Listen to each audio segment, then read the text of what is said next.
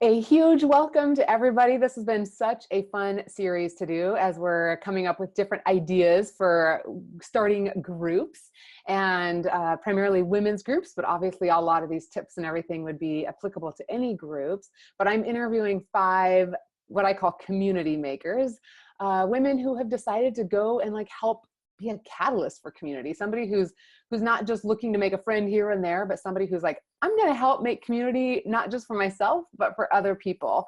And I'm very excited about interviewing Julieta today. I think her idea is what she's done 4 times is something that almost any one of us could do. And I mean that literally. This is pretty much baked in and ready to go for you. And I'm excited to be able to have Julieta talk about how she's done this and any tips that she has so that you might feel a little more confident trying it on your own. And so Julieta, just want to say hi to you first, Julieta, and then I want to do an introduction to you. But thank you so much for joining me today. Thank you for having me. I appreciate the invite. Oh, I'm so happy. Julieta has, how many years have we known each other? I think almost 4. That's crazy. Yeah. So, so Julieta has, our paths have crossed many, many different times, but she is one of our most active members in girlfriend circles. She is such a connector, such an encourager, moderating circles and reaching out to people, running events in her local area all the time. And it's been such a joy. You've also been a part of some of my training programs and my retreats. And so it has been such a joy to cheer for you and to watch you make such a difference in the lives of so many women. So thanks for being with me today. thank you. All right, so what we're going to do today is we are going to look at how you've been doing book clubs, and specifically book clubs developed for the purpose of friendship. Yes. And so my dream years and years ago when I wrote my first book and my second book, both times I had this picture of women coming together and learning about friendship together, but also building their friendships together. And so I wrote book study guides for both books, both of them in a traditional format, which is more like everybody reads the book and meets once and talks about it. And so we have those formats available on shastanelson.com. And we'll make sure we put the link here under this video. And what I also wrote up a book study guide for people to use if they're willing to pull a group together to meet 4 times with the intention to kind of talk about a couple chapters at a time and build the friendship together. And Julieta, you have done the 4-time guide 4 times separate. Yes. 4 different groups of women on the book Friendships Don't Just Happen. Is that right? Yeah, that's correct. That's awesome. Yes. Okay, so let's start with tell me what motivated you to do this the first time, and has the motivation changed each time, or why do this? So the reason that I chose to do this was to meet women in my local community. So when I first joined Girlfriend Circle, I had a desire to connect with other women in our small community and also to strengthen the relationships that I had with the women that I was already connected to.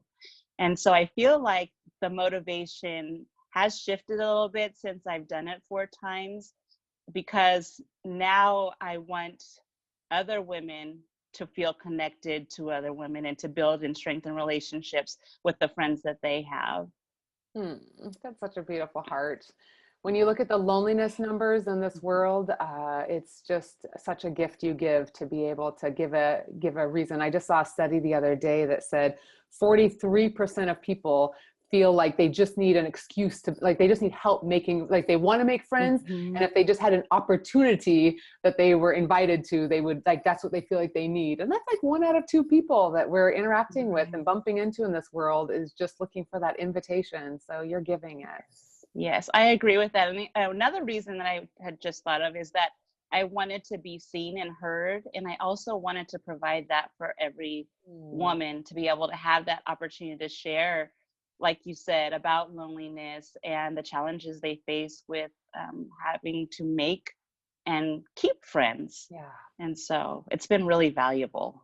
Good. Well, I've always thought So what a gift to not just learn about friendship to ourselves and for ourselves, but also to kind of train our friends in healthy friendships. And so like, rather than you having to sit across the table and being like, you know, you need to bring more positivity to this relationship, or you need to invite me out more. I'm like, it's kind of a cool thing to do a book club where all of your friends are also getting trained in this and have a higher likelihood of showing up for healthy friendships. So well done. Yes.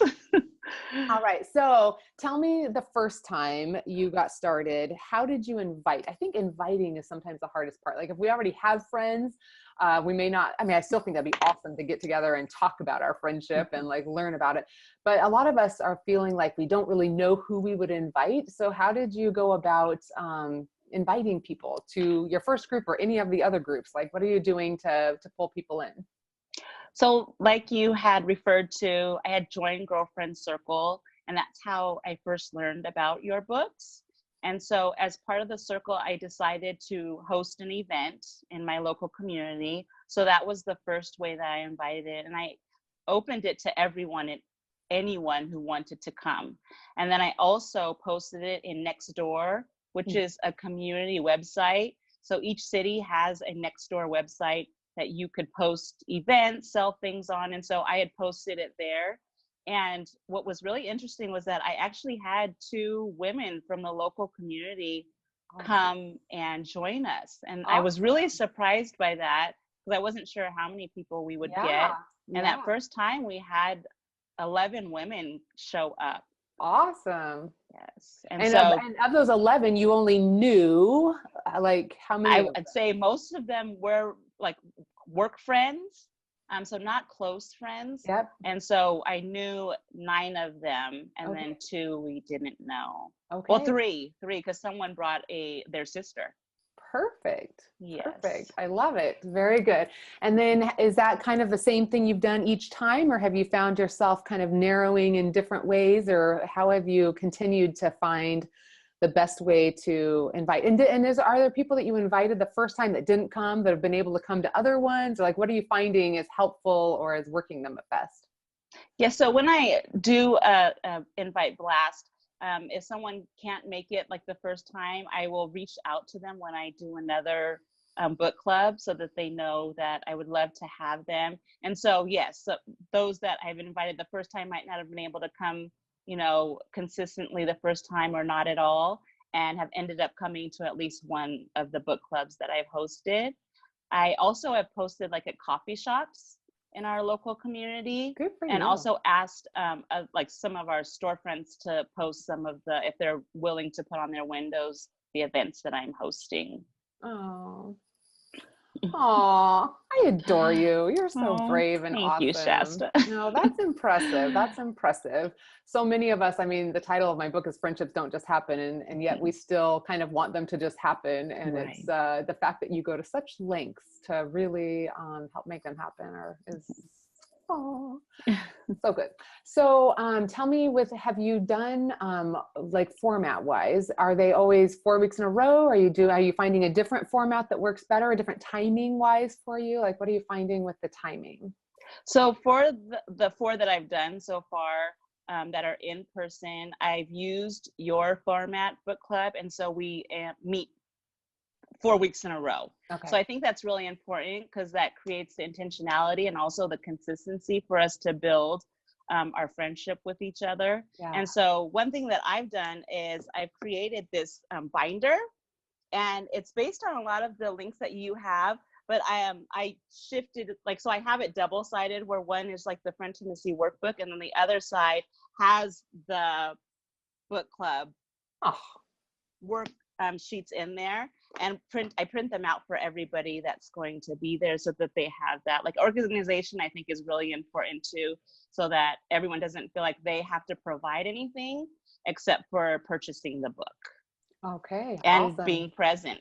Yeah. Do you require them to attend all 4 or 3 out of 4? Or how are you, when you inviting them, what exactly are you inviting them and asking of them? So there is no requirement. I've never put out there that they have to be there because I know that life happens. So I understand that. So the expectation is if they're there once, then that's fine. If they're there all 4 times, then that's great too. If they've missed something and they wanted to go over something, I'm more than willing to meet with them one-on-one to go over that particular area. Beautiful. Are you finding that most people do come regularly to these? Yes, I believe that, as you state, we all want that connection and consistency to build those friendships. So Yeah. everyone makes an effort to make sure that they're there all Beautiful. 4 times. Beautiful. And when you think about, are you hosting these in your home? Are you hosting these, like, what are you finding is working best in terms of, like, walk us through an evening? Like, where are you? And are you finding, for you, like, it would probably depend on all of us, whether it's morning or evening or weekends or, you know, at a coffee shop or at a home or whatever, but help us walk through what you're finding is working for you. Okay, so the first 2, and now those happened like in the beginning when I first joined Girlfriend Circle, and I didn't feel comfortable hosting in my home yet. So we did them at a local coffee shop, and then one we did at our local church. And so we invited women from our church and also the local community. And this last one, which was really fun, was I co-hosted it with Angela from Girlfriend Circle. And we met one time at a restaurant, and then the rest of the time she opened up her home to us. Beautiful. And so we would arrive and kind of talk with each other, fellowship together. And then I would start out with one of your infamous questions. Please share your high and low of the week. And that allowed us the opportunity to be able to cheer each other on, encourage each other through maybe the hard times that we had during the week, but also empowered us to be able to share the positive things that happened. And then after that, we would go through the questions that were listed in the book club worksheets. Awesome. So you've done them. I wrote them, but you've done them. So what have you found to be helpful, or what have like, kind of, what are some takeaways or some tips or some things you would point to of that you would say, definitely do this, or like, yeah, this part hasn't worked, or anything like that? Right. Any guidance you'd give us? Okay. So I feel like they are perfectly written out. Like, it's so laid out. It's almost like a teacher's manual when you're teaching in school, because I'm an educator. You have like lesson plans. So you've written them so well, because it starts off of how we're supposed to like connect in the beginning and then go through questions. And this last time that we went through the questions, it gave an opportunity for everyone to be able to speak and be seen and heard on the experiences that they have had, and also the challenges that they faced. I feel like the whole thing is great. I haven't found any negative parts of it.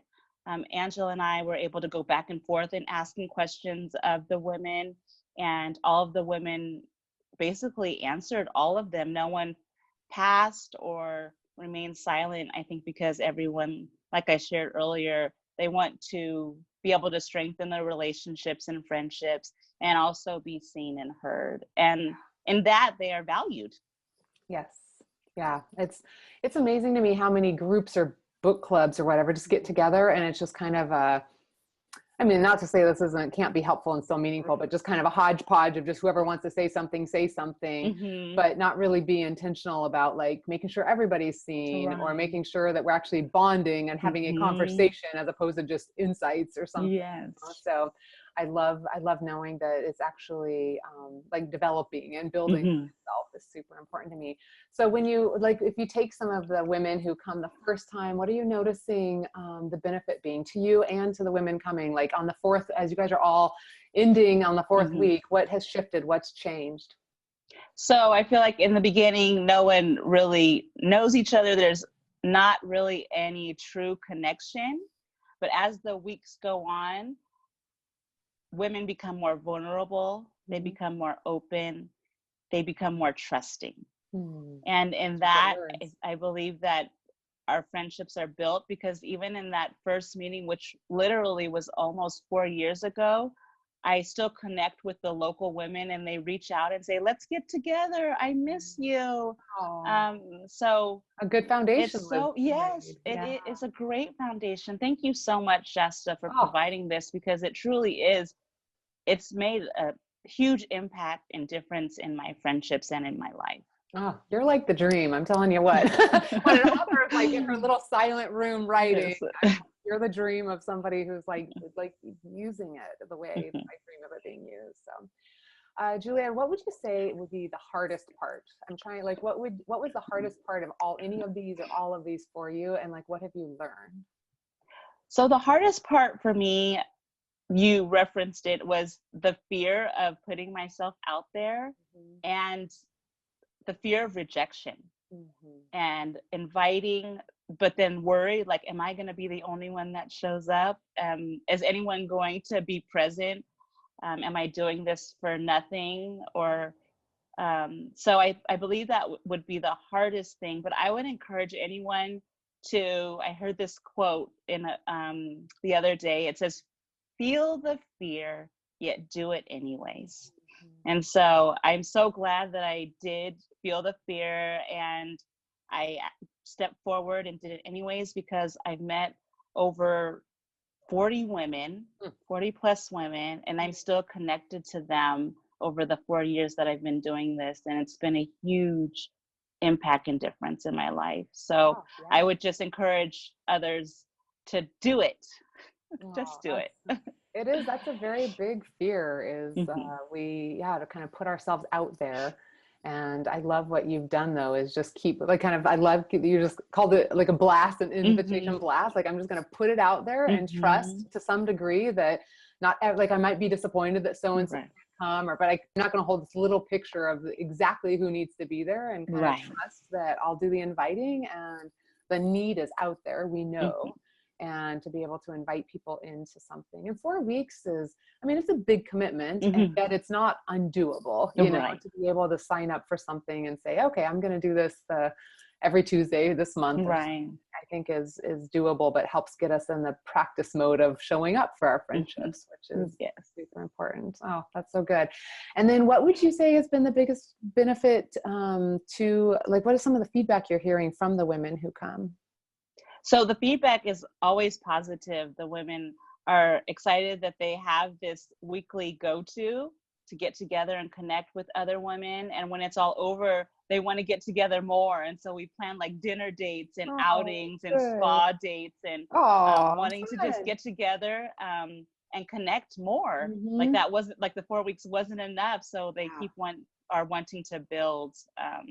And so that's been an inspiration. Because another thing that I've really taken away from this is something that you've shared with us as a group on Girlfriend Circle and in your books, is that you ask us when we host an event or have a get together, how do we want to feel? What is it that we're expecting? And then also, how do we want the other person that's coming or the people that we invite, how do we want them to feel? And so I've also shifted my mindset to that when I am planning an event. So sometimes I'll do little gifts, or I'll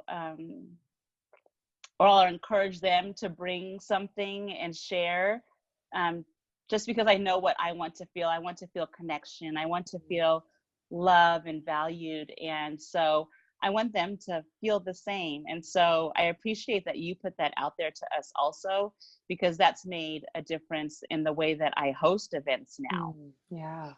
Yeah, that's such a great one to presence.